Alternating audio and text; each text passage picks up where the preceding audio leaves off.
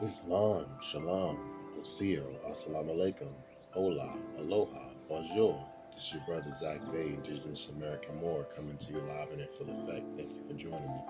Please like, share, subscribe to my channel. Hit the thumbs up on the video. It really helps with the algorithm. I thank you for joining me. Leave a comment. I want to continue my conversation on reparations, but specifically this video, I want to speak on systematic racism here in America. Internationally, some people might not be aware of what that is or how it affects the so-called African American, so-called Black people, the American Indians, the American Moors of America. Systematic racism and how reparations can combat those systems. You might not think America and anybody coming here from outside of America might not be familiar with like the racial hierarchy or the racial caste system here in America, the racial statuses. Pretty much anything compared to like a so-called white person is less than here in America. So, and conversely, it will be black, so-called black, would be the negative to that. Systematic racism affects all of these systems here in America, as far as the jobs, employment, the mainstream media, newspapers, television, movies, newspapers, historic exclusion, specifically in schools. So the education and the history that we're taught about the so-called American, the so-called African Americans, the American Indians, the indigenous people of America, the historic exclusion that were the lack of teaching of our history, our true history especially, it has been controlled and affected by systematic racism. The criminal justice system, the court system, also the jails, the prisons. You can just lump those two into one: prisons and jails, court systems, and then you can pair the court system and the criminal justice system as well. I guess you can put all of those under like the same like heading, like criminal justice, court systems, prisons, and jails.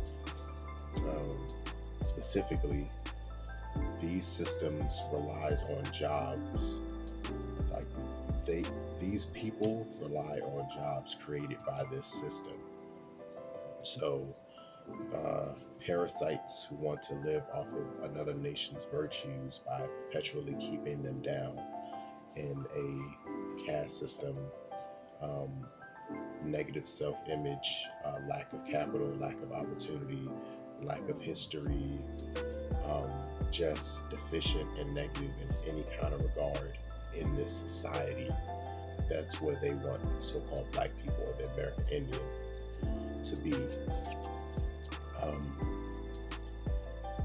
Like I said, these people, parasites in this system, really rely on jobs created by this system. Think about all the jobs that are created in the prison system, just by keeping a specific group of people down, or people who are considered less than by frivolous laws or rules that were historically placed against this certain group of people, because we all know laws were specifically created in this country to target the American Indians and then to target so-called Negroes, African Americans, Afro Americans, Blacks, anybody who falls under these misnomers fell into this negative racial caste category, and them and their descendants have been affected all the way to this day. Even though it might not seem it from the outside, it might not seem like it from the outside looking in. I'm talking about somebody who's new to the United States of America, somebody who hasn't been here, somebody who may have only seen what Hollywood shows on television in their native countries. More jobs created by this system. The CIA, Central Intelligence Agency, the FBI, Federal Bureau of Investigation, the DEA, the drug and the Drug Enforcement Administration, the IRS, the Internal Revenue Service. In the schools, there's a school to prison pipeline that's specifically created to funnel the youths from our education system, the public education system, directly into jails or prisons. If you just look at it side by side of the single file lines, how they're being conditioned to respond to a series of bells in order to eat or to whenever to change activities entirely. The buses,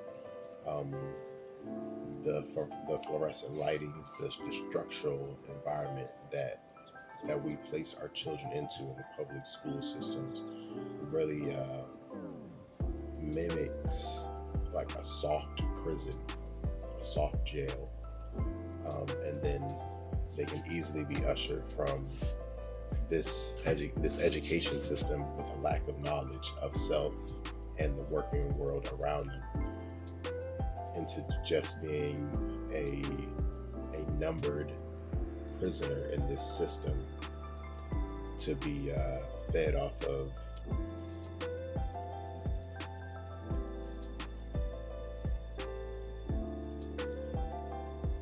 For those who might not know, the KKK or the Ku Klux Klan has infiltrated every single level of government and every single one of these systems. All right, so locally, state, and federally, the Ku Klux Klan has infiltrated every single level, every single tier. They have people working covertly and overtly with that mindset and those set of guides and rules in order to further the so-called white race, which we know is completely made up. Something else that's very concerning moving into the future is the use of AI technology that can be used to enforce systematic racism. Now, these AI algorithms can look for certain patterns, certain trends. They can identify certain individuals. All right, so these things, algorithms and these programs can work around the clock, day and night, nonstop, in order to categorize certain people, identify certain people, and to violate the privacy of certain people, to pretty much collect data and information on a said group of people or individuals that, these algorithms are set to target, because no matter how much credit that we potentially might give AI technology, they're still computers and they go off of the input of what an outside source places into those computers. Whether or not it's done manually or it's done through the AI algorithm itself on what information and data to collect in order to alter its algorithms for the future. So I think that's very, very concerning that the AI, can be used, and I believe is currently being used in a negative way to enforce and to perpetuate systematic racism here in the United States. All right. Once again, in America, systematic racism affects all of these systems, from schools to employment to the criminal justice system, the court system, mainstream media, and historic exclusion. And I believe reparations in a cash form individually, and also land allotments and crime bills passed, uh, um, a whole plethora of things that we deserve because of what our ancestors went through, and they were not justly compensated, remedied, reimbursed, um, and restitution is definitely owed for what currently has been going on just in my lifetime here in the United States of America. So I believe overall reparations would help us combat all of these systems as a nation of people and to grow in a more positive way. All right, that's all I have for you today. Once again, this is your brother Zach Bey. Thank you for joining me. Peace.